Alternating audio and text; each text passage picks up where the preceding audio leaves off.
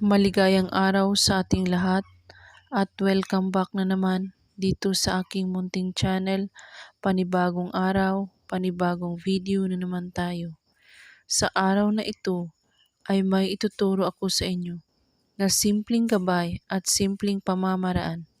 At kung baguhan ka sa channel na ito, ay huwag kalimutang mag-subscribe at i-click ang notification bell para lagi kayong updated sa mga bago kong videos na i-upload.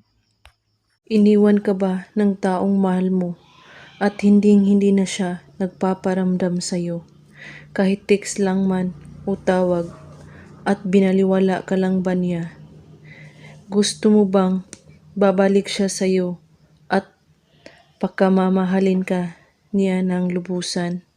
Gawin mo ang spell na ito at iiyak siya at babalik sa tabi mo sa loob lamang ng 3 araw. Mga kailangan mo sa ritual na ito: tubig ng niyog, asin at suka. Kumuha ka ng tubig ng niyog, ilagay mo ito sa baso at lagyan ng 1 kutsarang asin at 1 kutsarang suka at usalin mo ang kanyang pangalan ng 3 beses. At haluin mo itong mabuti. At pagkatapos, hawakan ang baso sa 2 mong kamay. At iisipin mo siyang mabuti. At humiling ka dito sa baso na babalik sa iyo ang taong nang iwan mo. At pagkatapos mong gumawa sa ritual, ay itapon mo ito sa inyong lababo o sa CR.